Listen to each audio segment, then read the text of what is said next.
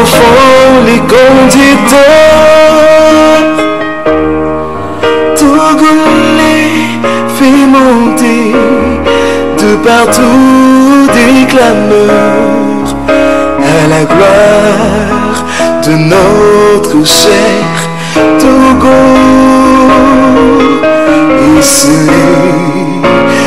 sa beauté éternelle. Bénissez le Togo et de ses enfants les conducteurs, Togolais fait monter de partout des clameurs à la gloire de notre cher Togo, et célébrer sa beauté. Oui, mon site enchanteur, fleuve majestueux, torrent prestigieux, le sang merveilleux,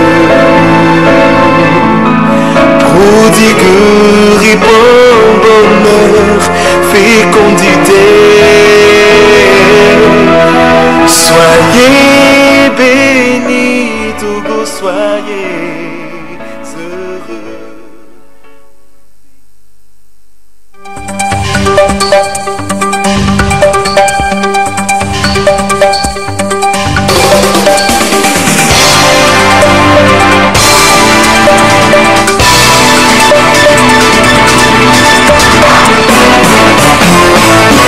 La TVT au cœur de l'information.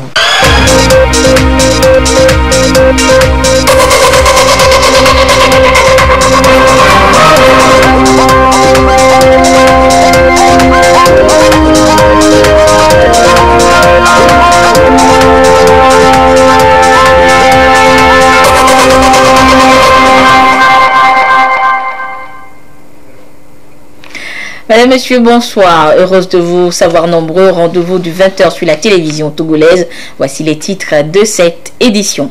Les travaux de construction du futur pont sur le fleuve Pendjal avancent à grands pas.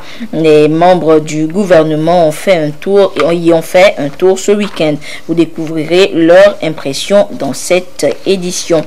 Et puis, les acteurs de la chaîne de commande publique découvrent depuis ce matin les nouvelles politiques et procédures de passation des marchés mises en place par la BOAD.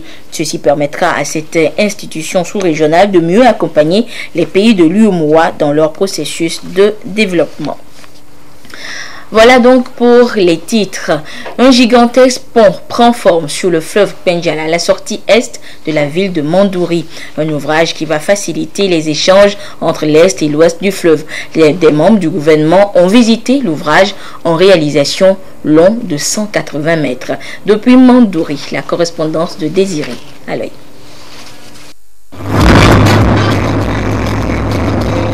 De Dapan à Mandouri, frontière Bénin, 105 km. Une route en plein bitumage. Action de développement et d'intégration économique. Sur le fleuve Pendjal, à la sortie est de la ville de Mandouri, ce gigantesque pont en réalisation. Ouvrage, objet de visite des membres du gouvernement en marge de la fête de Tikbankpaba. L'ouvrage qui va bientôt faciliter et augmenter la fluidité des échanges est à 45% taux d'exécution. Des travaux qui avancent donc au grand bonheur des populations. Un pont gigantesque qui va réduire très sensiblement les peines des populations qu'il va desservir désormais. Et ça, c'est à mettre à l'actif du président de la République qui, nuit et jour, œuvre au mieux-être des populations.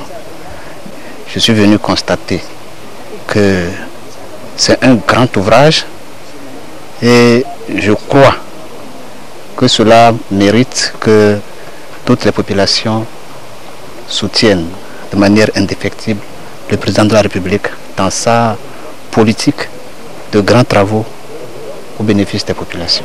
De part et d'autre, ce fleuve sur lequel est construit ce pont, il y a des populations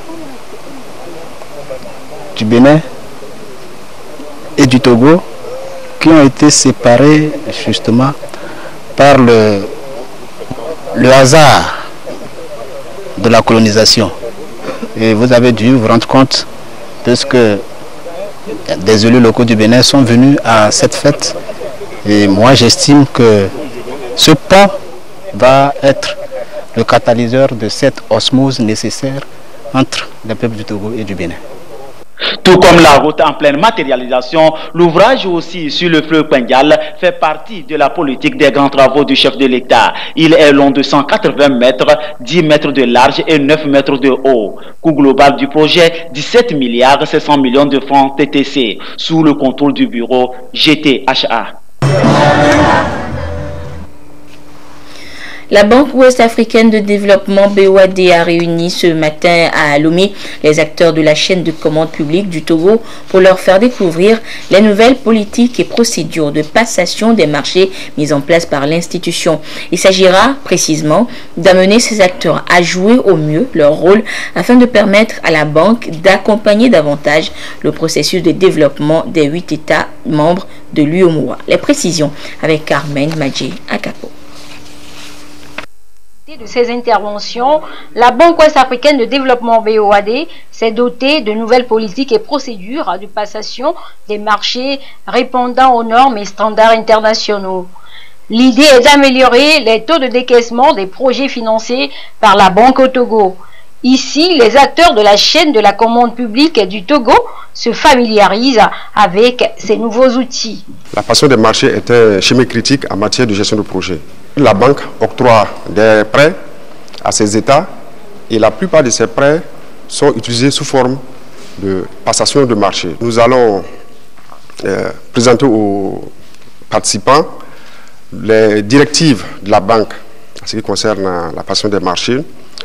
Nous allons également leur présenter les dossiers types que la banque a mis au point pour faciliter le travail des emprunteurs. Nous allons également porter à leur connaissance quelques astuces pour pouvoir accélérer l'examen des requêtes que eux, emprunteurs, ils nous soumettent.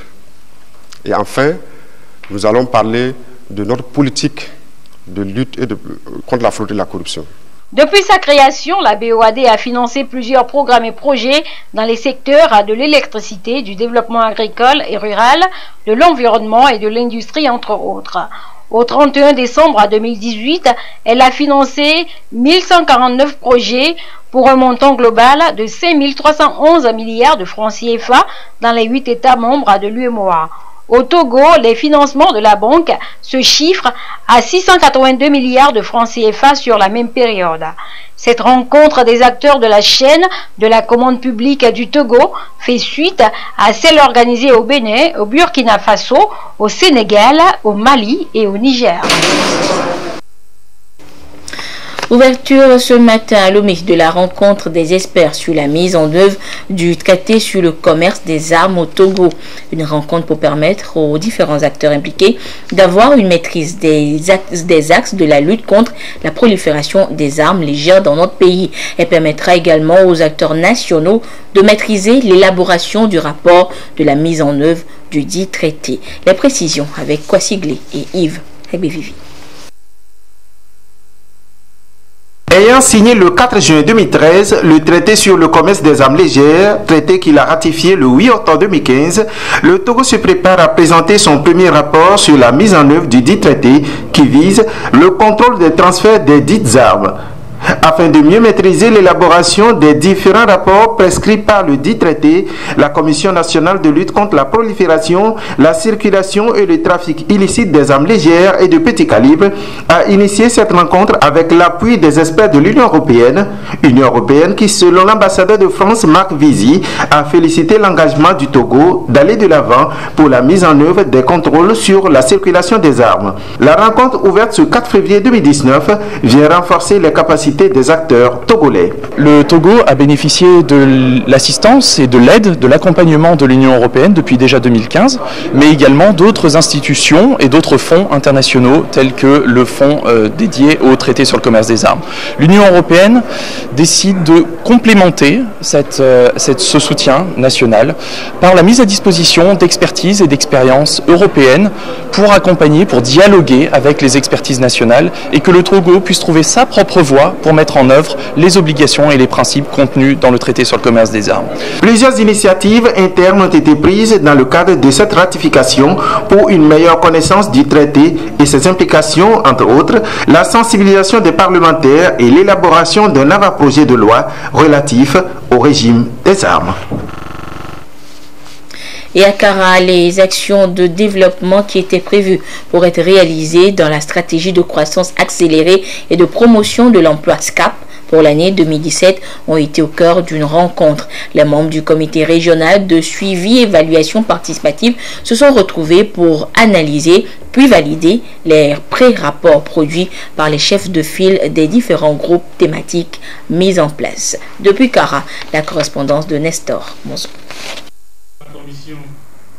Les actions de développement qui doivent être entreprises au Togo durant la période 2018-2022 sont consignées dans le PND.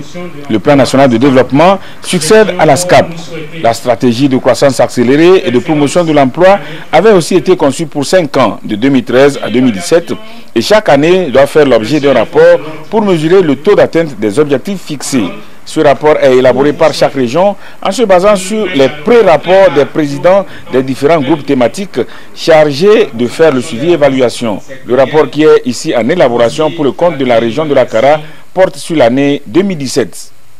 Quand nous prenons le secteur des infrastructures de soutien à la croissance, nous avons constaté la mise en œuvre d'un certain nombre de projets, la construction d'un certain nombre de ponts, le pont sur la rivière Kachamba, le pont à Pésidère.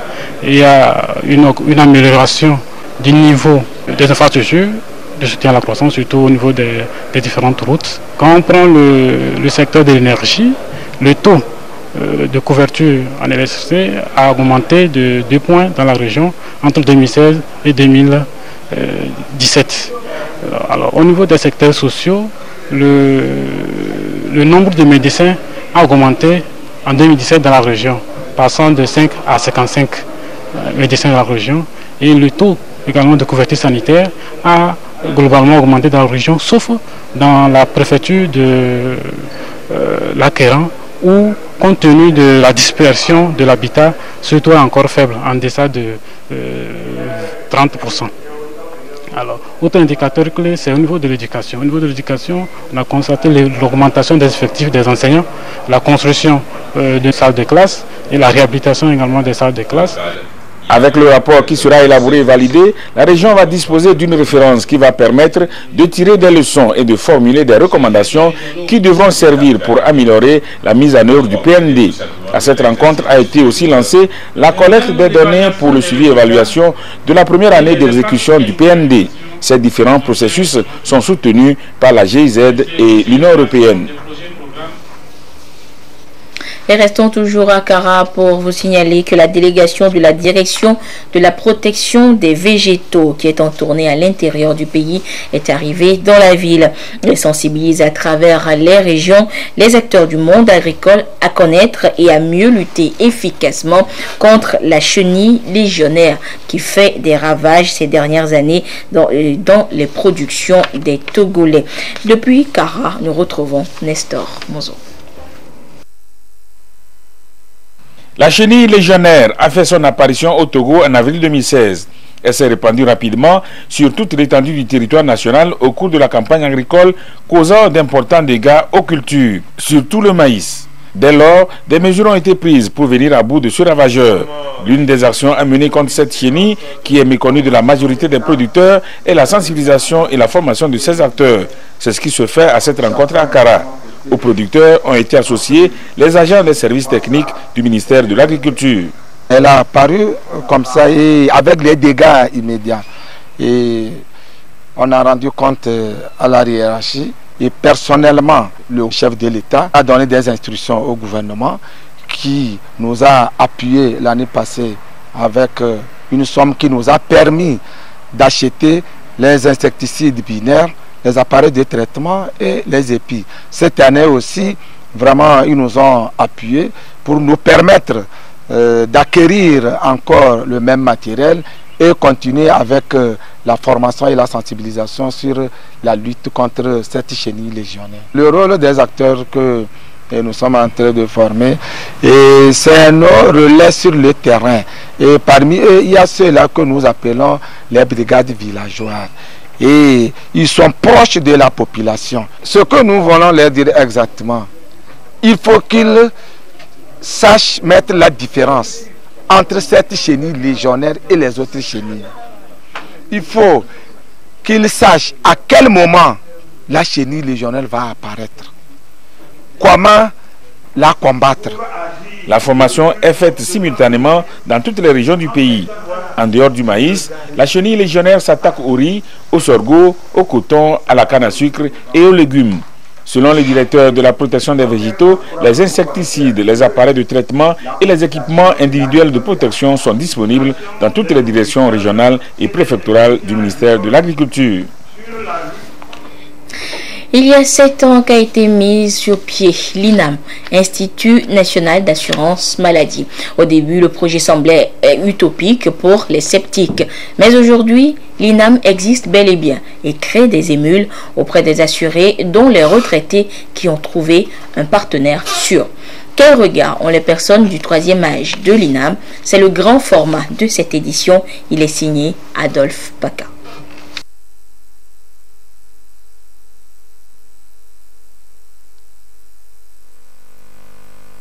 Nous sommes à la délégation régionale de l'INAM, Institut National d'Assurance Maladie. Des assurés qui viennent pour des formalités nécessaires, inhérentes à ce qu'on peut appeler leurs droits.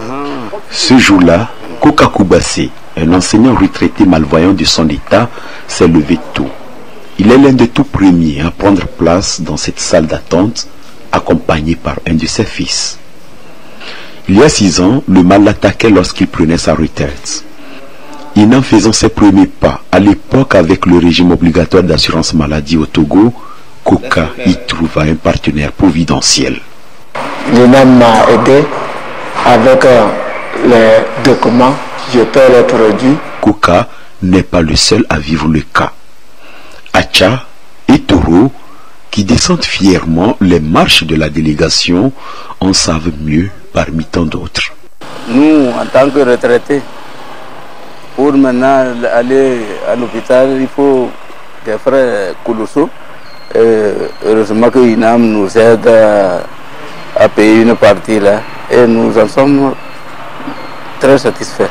Moi, par exemple, avec mes lunettes là, c'est quelque chose de 90 000. Donc, l'INAM a payé 40 000 et j'ai payé que 50 000. Donc, je remercie Dieu. Avec la pension, est-ce que je devais payer les 90 000 pour avoir mes lunettes? Ma vue, où j'avais des problèmes pour acheter des verres médicaux. Maintenant, ça m'a soulagé, j'en ai acheté, mais ça a l'air d'aller. À des centaines de kilomètres de là, Korbongo, dans la région des Savanes, nous avons rendez-vous avec un ancien fonctionnaire, Nassam Kornubik, lui aussi assuré à l'INAM. Notre arrivée coïncide avec sa visite médicale au centre médico-social de la place. Toujours en embonpoint malgré son âge avancé.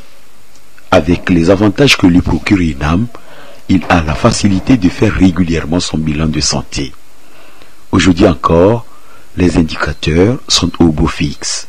Tout fier de ses résultats, Kornubik nous reçoit dans sa concession où il nous relate son histoire personnelle avec l'INAM. J'ai 29 ans de retraite. Vous voyez que je suis en forme. À part les produits que je vais prendre chaque mois, à part ça, je suis bien. Depuis ma retraite, je souffrais d'une maladie chronique et je dépensais beaucoup. Mais avec l'INAM, je paie mes produits moins chers. Par exemple, avant, je payais jusqu'à 22 000. Mais avec l'INAM, maintenant, chaque mois, je paie que 7 000. Donc, avec ça, je remercie l'INAM. Pourquoi? Parce que le reste d'argent, j'arrive à subvenir avec ma famille. Avant, si vous êtes malade, si vous n'avez pas d'argent, vous allez mourir. Nassam Kornubik vit avec ses petits-fils et sa femme Brigitte. Cette sexagénaire constate attentivement les bienfaits que procure à son foyer ce régime d'assurance maladie. INAM, vraiment, INAM nous a aidés. Pourquoi je dis ça? Depuis qu'on s'est mariés, toujours moi, j'avais des problèmes de maladie. Il souffrait comme ça. Là où je suis, j'ai passé l'opération 3 fois. Donc en ce temps-là, ce n'était pas facile. Il y a la tension, parfois le vertige, parfois les maux de tête. Les maux de tête là, côté, ça ne va pas. Et toujours, il souffrait comme ça. Chaque fois, c'était ça. Quand on va à l'hôpital, on prescrit les produits. Parfois, c'est difficile. Mais il se débrouille quand même. Si c'est dans 2 mois qu'il va acheter même, il achète un peu. Après, il termine ça. Et toujours, c'est comme ça. Jusqu'à ce qu'on est maintenant à l'INAM. Et j'ai vu vraiment que ça les apaisait un peu. Trop même, beaucoup même, ça me paie un peu. Parce que tout ce qu'il dépensait, si en ce temps INAM était là, je pense qu'on devrait faire plus que ceci. Avec INAM, quand il s'en va maintenant, il ne dépense pas beaucoup. Le peu qui reste, il ramène. C'est avec ça qu'on se débrouille. Et on voit que ça va. Vraiment. INAM nous a aidés. Vraiment. L'INAM nous a beaucoup sauvés. Et je félicite tout le service de l'INAM. Je félicite le gouvernement. Des personnes âgées, une richesse pour la nation. Cependant, elles demeurent les plus exposées à des pathologies diverses. Et INAM ne se contente pas seulement de les soutenir dans les soins. Avec les universités du 3e âge, elle va plus loin pour viser leur bien-être. Les personnes du 3e âge se retrouvent très rapidement pour des raisons diverses à traiter des pathologies chroniques. Et la première étape, en plus de la consommation des médicaments et des soins, c'est la sensibilisation. Nous avons créé cet événement pour pouvoir, de façon périodique, les rassembler autour de sujets qui concernent leur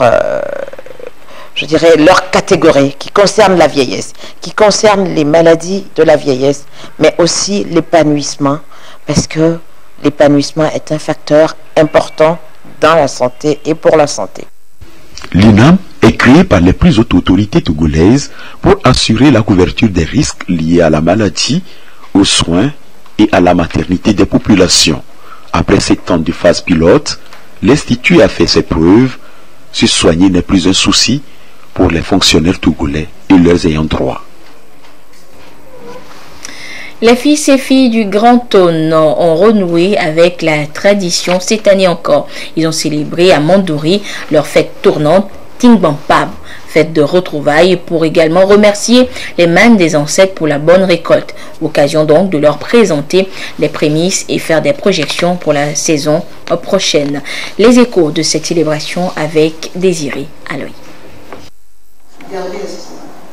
La protection des enfants vulnérables victimes des vices qui leur sont infligés interpelle davantage la société selon les acteurs de lutte contre ces cas sociaux. C'est donc dans ce cadre que l'étude de base du projet de protection des enfants migrants le long du corridor Abidjan-Lagos a recommandé la création d'une micro-banque à leur profit. Ce jour, c'est donc chose faite. Le partenaire de Terre des Hommes, le groupe EcoBank, a lancé officiellement le projet SAVA pour mettre à l'abri les petits revenus des enfants exerçant dans la rue. Une chose de protéger les enfants, mais une chose aussi de pouvoir avoir avec eux des projets de vie qui leur permettent de se retirer de la rue. Il est question de pouvoir présenter le projet au grand public et faire une communication autour de ce projet et pouvoir inviter toutes les parties prenantes à accompagner les partenaires de ce projet. L'aboutissement du projet SAVA permettra à au moins 150 enfants migrants en situation d'avoir accès aux services financiers, une sécurité et une indépendance. Grâce au projet SAVA, les enfants pourront épargner leur argent via l'application de EcoBank. Ils seront en meilleure sûreté physique, ils ne seront plus volés chaque nuit et on n'aura plus recours à la violence contre eux. Ils seront aussi autonomisés parce qu'ils pourront, grâce à l'argent qu'ils auront épargné petit à petit, sortir du cycle de pauvreté, c'est-à-dire soit rentrer chez eux, retourner à l'école ou développer un projet de vie de long terme grâce aux petites économies qu'ils auront pu mettre de côté. C'est une approche de solution innovante visant à obtenir un impact auprès des bénéficiaires tout en améliorant leurs conditions de vie. Une démarche saluée par le secrétaire général de l'Action sociale. Au nom du gouvernement, le secrétaire général soutient le groupe EcoBank pour cette mission noble. Il a en outre exhorté les acteurs à entretenir le processus de sécurisation financière des enfants migrants et de rue.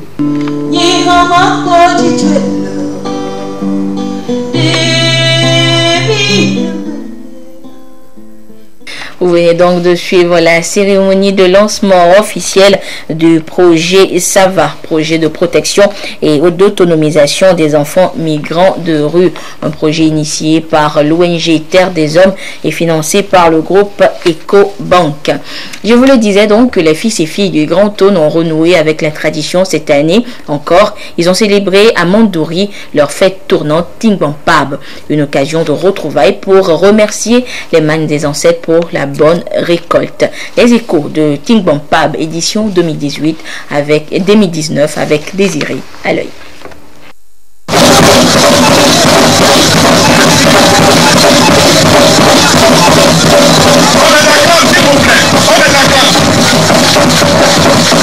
Tingbampab, l'expression d'une identité culturelle.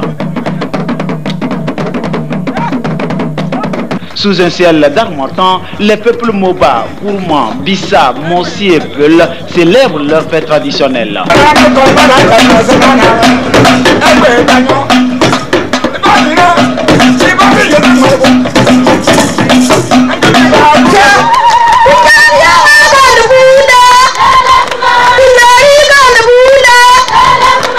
Valeurs identitaires, une satisfaction de besoins, une fête tournante dans les 5 préfectures, Tandjouar, Tône, Séquencé, Pendial Ouest et Pendial, qui a le privilège d'inviter la photo 2018 en différé cette année pour cause de la campagne législative passée.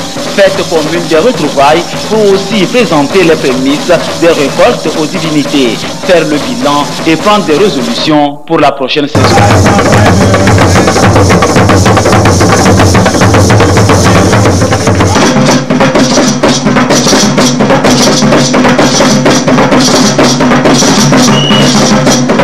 Après avoir fait les récoltes, il faut remercier les mânes de nos ancêtres.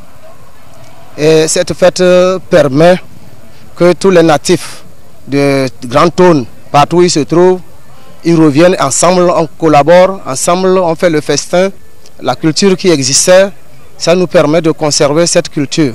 Ça permet que la génération future puisse aussi encore voir comment nos grands-parents célébraient cette fête. Il y a par exemple Calment. Ça se fait avec le haricot, la farine du haricot. Il y a Fli. Ça se fait avec la farine, en plus quelques herbes. Il y a la sauce de la moutarde. Il y a la pâte du petit mil, la pâte du sorgho. Et il y a le haricot.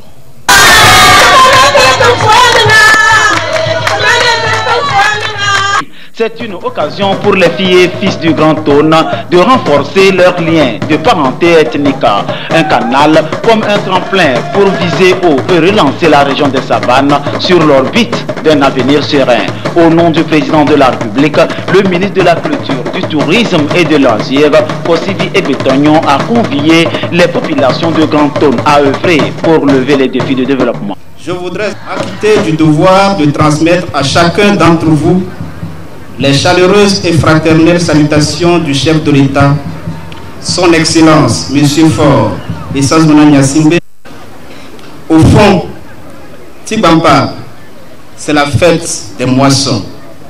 Et comme telle, elle vous donne l'occasion de remercier une fois encore les divinités et les mânes des ancêtres pour leur protection et leurs actions bienfaisantes qui ont concouru à de bonnes récoltes.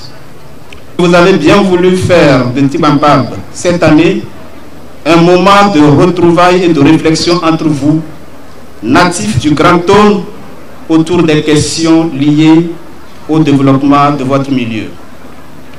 Je voudrais émettre le vœu que vos réflexions aboutissent à des résolutions propres à susciter chez les couches les plus vulnérables de nos populations l'espoir d'un lendemain meilleur. Mesdames et messieurs distingués invités, ce n'est peut-être pas le lieu, mais je ne puis résister à la tentation de le rappeler pour mettre en relief la grandeur et l'importance de l'union et de la cohésion sociale. Nul n'ignore que le travail à la réalisation de la claire vision du président de la République d'un Togo prospère à l'horizon 2030, qui se poursuivait si harmonieusement, a malheureusement fini par être perturbé à partir du dernier trimestre de l'année 2017, le tableau des bonnes œuvres ayant été maculé par des vagues de violence, rappelant par leur gravité et leur persistance le gouffre abyssal dans lequel les troupes des années 90 avaient précipité le pays. Une fois encore, le génie des Togolais, qui savent tirer de l'essentiel ce qui peut les unir ou les rapprocher, même dans des périodes de grande diversité, a fait son œuvre. Il a permis la victoire sur tous ces obstacles. Vaillante et laborieuse population du Grand Tône, veuillez recevoir les remerciements et les félicitations du président de la République pour la caution sans équivoque et le soutien sans faille. Nos richesses culturelles ainsi que leurs diverses expressions doivent favoriser la paix, la solidarité et la cohésion sociale qui sont des valeurs chères au président de la République, son Excellence, M. Faure et Sazmona Nyasimbe, car elles sont des atouts et des facteurs indispensables à un véritable développement durable.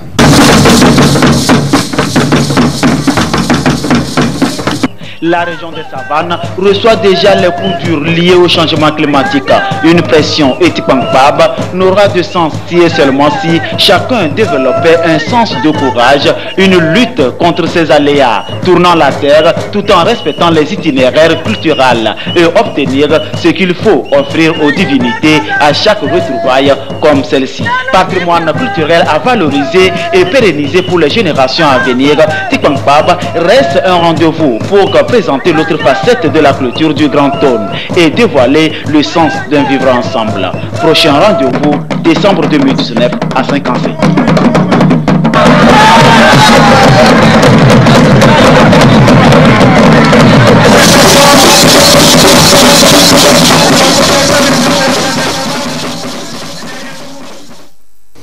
Je vous donne à présent lecture de cette série de communiqués du ministre en charge de l'enseignement supérieur. Le ministre de l'enseignement supérieur et de la recherche communique. Il m'a été donné de constater qu'un grand nombre d'élèves ne sont pas inscrits sur les listes de l'examen du baccalauréat de la session de juin 2019 à la fin du délai prévu.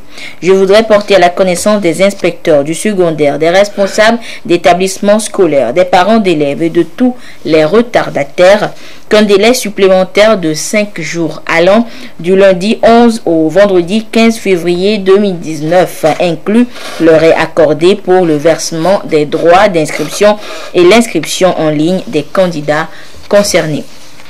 Et dans un autre communiqué, le ministre en charge de l'enseignement supérieur porte à la connaissance du public que le gouvernement de la République populaire de Chine met à la disposition du gouvernement togolais des bourses d'études de master et de doctorat dans les universités chinoises pour le compte de l'année académique 2019-2020. Les domaines privilégiés sont l'informatique, la santé, les sciences et techniques, l'agriculture, la gestion et économie. Les conditions d'éligibilité et les pièces devant composer le dossier de candidature sont à consulter dans le quotidien Togo Presse. Les dossiers de candidature sont déposés à la direction des bourses et stages du 4 au 8 février 2019, délai de rigueur. Il est à noter que seuls les candidats sélectionnés seront contactés. L'un des doyens des artistes togolais, Agboti Yao Maunam, a célébré avec ses fans les 40 ans de sa carrière musicale. Avec des artistes nationaux et internationaux, il a rendu grâce à Dieu, non seulement pour sa vie, mais également pour son métier, la musique. Le film de la soirée d'hier avec Ekwe Salah.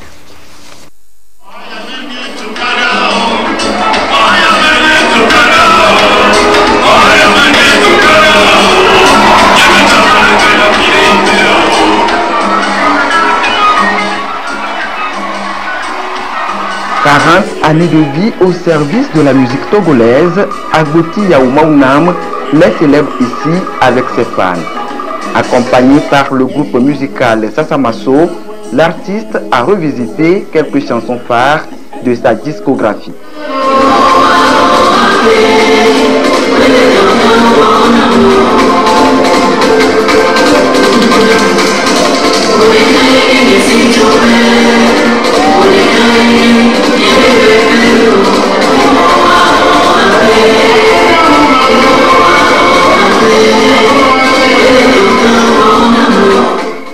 Plusieurs figures emblématiques de la musique togolaise et étrangère sont venues partager ce moment de joie avec celui qu'ils appellent tous Maître Agboti.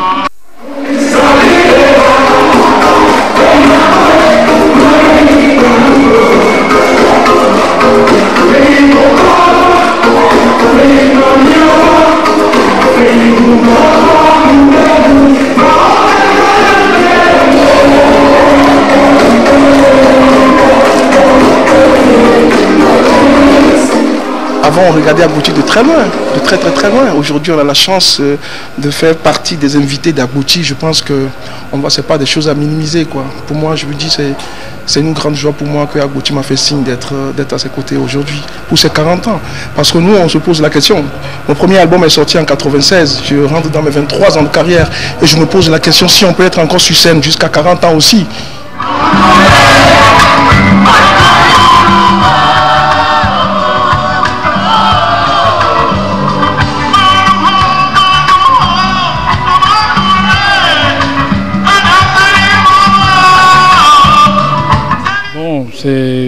Avec beaucoup d'émotion, je viens partager cette scène avec Agboti parce que j'ai moi-même fêté mes 46 ans le 21 décembre passé et c'est dans la mouvance de cela que quand il m'a invité, je n'ai pas hésité et je vais dire que c'est avec beaucoup de plaisir que j'ai fait ce concert. Avec beaucoup de plaisir, les gens m'ont retrouvé et je crois que c'est du bonheur pour tout le monde. Même l'âge n'a pas empêché la mère de l'artiste à faire le déplacement du Palais des Congrès. Elle a remercié le public pour la confiance placée en son fils. Moment plein d'émotions et de souvenirs, les spectateurs n'ont rien raté de la soirée. Tout s'est très bien passé, il n'y a rien à dire. Et on a plus aimé aussi la participation de Baïs Pito qui est venu supporter, soutenir aussi son frère togolais. L'ambiance a été parfaite, il y a eu aussi des émotions. J'ai vraiment aimé la soirée, c'était vraiment émouvant. J'avais même les larmes aux yeux, puisque je ne connaissais pas votre artiste Agboti Yao. Bon, j'ai vu sur l'affiche Baïs Pinto, dont je voulais venir soutenir, comme on peut dire, mon papa de la Côte d'Ivoire, puisqu'il vient de la Côte d'Ivoire. Mais quand j'ai vu l'artiste Agboti Yao chanter, c'était vraiment émouvant. Toutes les actions qu'il fait avec les orphelinats et tout ça, ça m'a vraiment touchée. J'ai eu même les larmes aux yeux. Donc c'était vraiment une soirée. En tout cas, ça a réussi. Il n'y a rien à dire.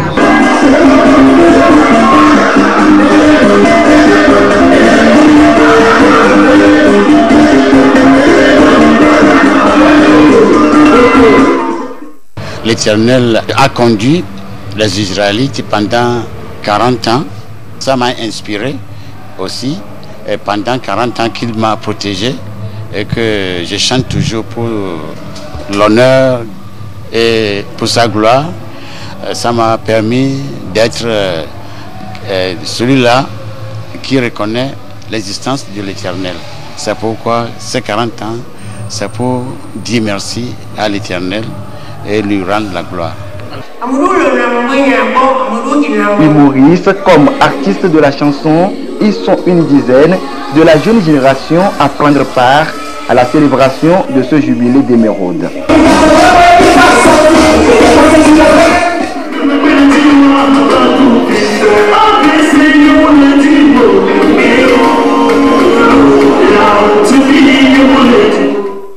Afrinews a profité de cette soirée pour décerner une distinction honorifique à Agboti Yao en guise de sa contribution à la sauvegarde du patrimoine culturel togolais. Et voilà, donc c'est sur les 40 ans de carrière de Agboti Yao que se referme cette édition. Mais avant de vous quitter, sachez que la direction générale de la compagnie énergie électrique du Togo CET informe son aimable clientèle que suite à des travaux de réparation des pylônes de la ligne d'évacuation d'énergie de la CEB en provenance du Nigeria, la fourniture de l'énergie électrique est susceptible de connaître des perturbations durant la durée des travaux dans les localités et villes suivantes: Aného, Tchévier, Tabligbo, Vaugan, Enfoin, Palimé, Amlamé, Pélé, Daïn, Notien, Atakpame, Blita, Sokode, Tchamba, Kara, Bassar, Niamtougou, Kanté et leurs environs. Les équipes techniques de la CEB et de la CET sont à pied d'œuvre pour la réparation et un retour à une situation normale dans les meilleurs délais. La direction générale de la CET présente ses excuses à la clientèle pour d'éventuels désagréments et la remercie pour sa bonne compréhension. Et ainsi se referme cette édition. Merci de votre fidélité à la télévision togolaise. Excellente suite de nos programmes. Au revoir.